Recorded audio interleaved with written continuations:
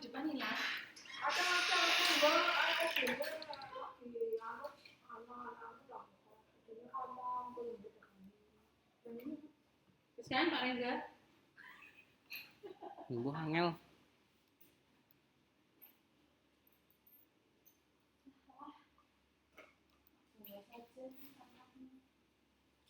Oke, teman-teman, kita balik lagi ya. Kita masuk ke sesi 14 ya. Jadi di sesi 14 ini itu terkait dengan pembentukan dan perubahan Undang-Undang Dasar Negara Republik Indonesia 1945.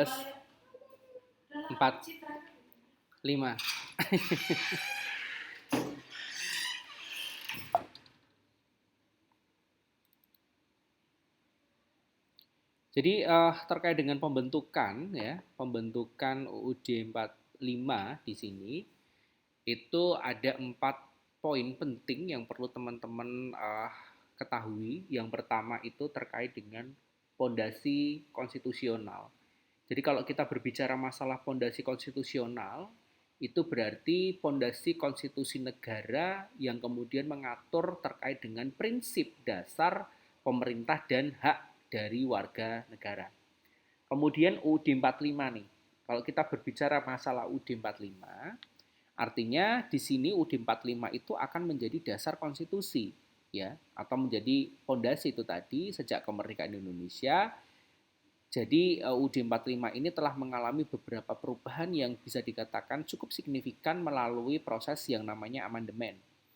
Kemudian terkait dengan semangat kemerdekaan ya, semangat kemerdekaan di sini itu adalah pembentukan UUD 45 itu terkait erat dengan perjuangan melawan kolonialisme. Jadi UUD itu disusun dengan semangat kemerdekaan. Kemudian ada yang namanya peran BPUPKI dan PPKI. Jadi BPUPKI dan PPKI itu berperan penting dalam pembentukan UUD yang awalnya UUD itu bersifat hanya sementara. Kemudian perubahan UUD di sini itu dulu terkait dengan reformasi 98 ya, karena saat itu ada krisis multidimensi yang kemudian harus sekali atau dituntut untuk merubah atau melakukan perubahan mendasar dalam sistem ketatanegaraan yang ada di Indonesia. Kemudian terkait dengan amandemen 99 hingga 2002. Jadi kalau amandemen 99 hingga 2002 itu dilakukan dalam 4 tahap oleh MPR untuk menyesuaikan konstitusi juga terkait dengan perkembangan zaman. Kemudian penguatan demokrasi, jadi menegaskan perlindungan HAM dan mengatur mekanisme check and balance. Kemudian terkait dengan kelembagaan pembentuk ya, jadi kelembagaan pembentuk di sini terkait dengan kedaulatan hukum, landasan pembentukan UUD 45 itu pasti akan menjamin kesetaraan dan keadilan khususnya bagi warga negara. Ya, di sini menegaskan komitmen Indonesia juga sebagai negara hukum. Kemudian terkait dengan lembaga pembentuknya dulu itu adalah BPUPKI dan PPKI. Tentunya teman-teman dulu zaman SD sudah pernah ya teman-teman ya dijelaskan terkait dengan BPUPKI dan PPKI. Kemudian terkait dengan Badan Penyelidikan Usaha-usaha Persiapan Kemerdekaan Indonesia ya. Dulu pembentukannya itu 1945 dibentuk oleh pemerintah pendudukan Jepang ya. Kemudian tokoh nasionalismenya itu terdiri dari berbagai golongan masyarakat. Perumusan dasarnya itu saat itu membahas Pancasila dan UUD 45. Lah kemudian panitianya itu yang seperti apa nih? Panitia Persiapan Kemerdekaan Indonesia. Jadi kelanjutan dari BPUPKI. Jadi di sini itu melanjutkan tugas persiapan kemerdekaan. PPKI itu juga saat itu tugasnya lebih spesifik. Spesifiknya di sini itu termasuk meresmikan UUD sebagai konstitusi negara Indonesia. Kemudian pengesahannya itu pada tanggal 18 Agustus, sehari setelah proklamasi, PPKI mengesahkan UUD 45. Kemudian ada amandemen oleh Majelis Permusyawaratan Rakyat, MPR. Jadi kewenangan MPR di sini itu sangat eksklusif sekali ya, karena kaitannya dengan amandemen UUD 45 sebagai lembaga kedaulatan rakyat yang kemudian sesuai ketentuan dan konstitusi. Kemudian penyesuaian era, menyesuaikan konstitusi dengan kebutuhan bangsa menghadapi tantangan baru, perubahan sosial dan perkembangan sistem ketatanegaraan global tentunya.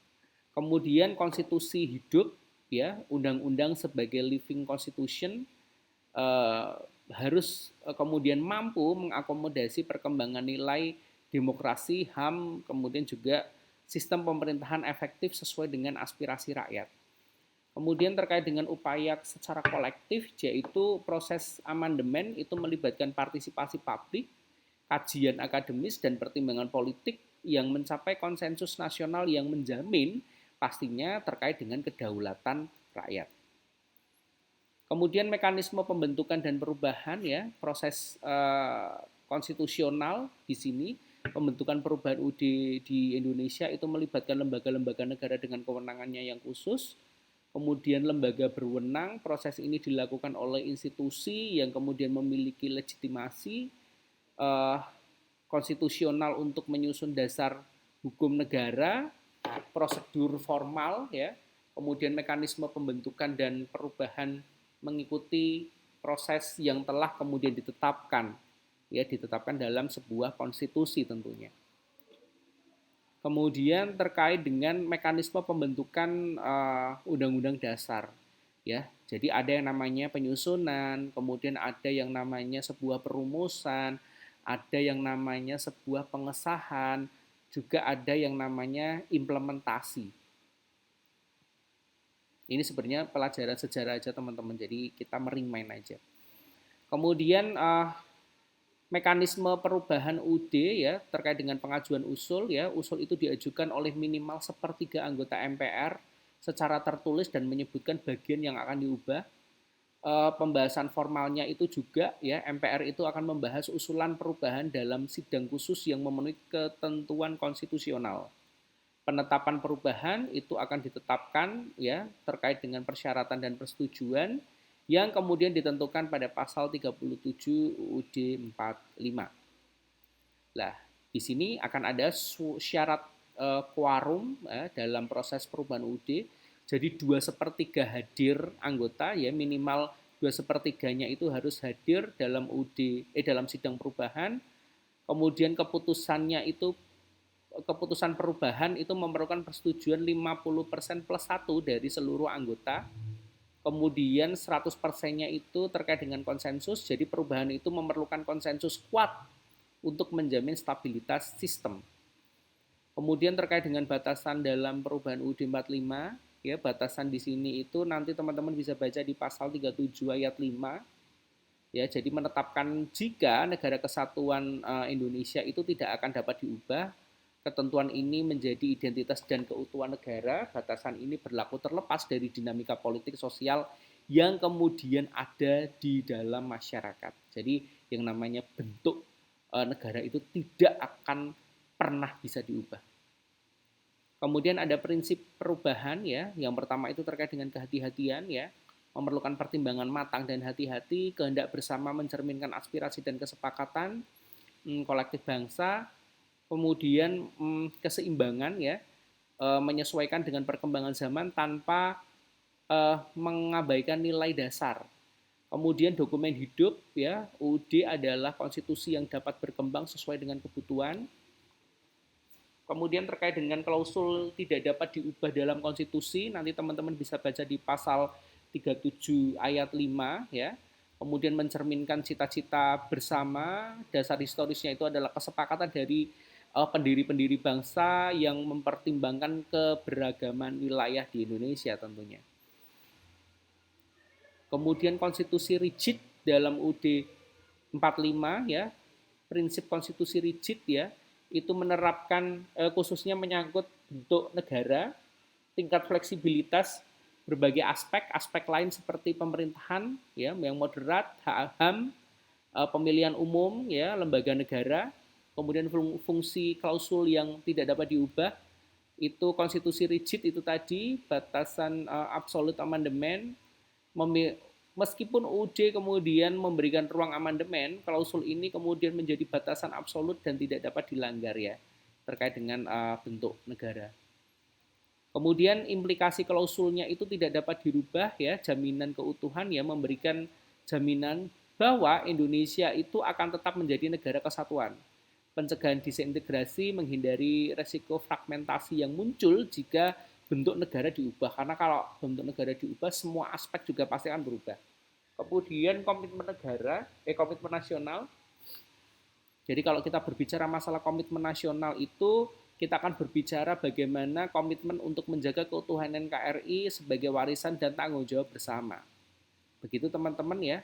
Tadi kita sudah membahas terkait dengan pembentukan dan perubahan UUD, konstitusi rigid ya. Konstitusi rigid itu artinya tidak akan berubah terkait dengan bentuk negara, kemudian keutuhan RI, konstitusionalisme Indonesia, menjaga integritas dan kesatuan negara sesuai dengan visi dan misi dari pendiri. Begitu teman-teman untuk yang sesi 14 ya. Saya tak izin sebentar teman-teman untuk sekedar mengisi karena belum diisi nih bensinnya teman-teman, sambil kita nanti nunggu di sesi yang terakhir ya teman-teman ya. Oke Pak, siap. Ditunggu.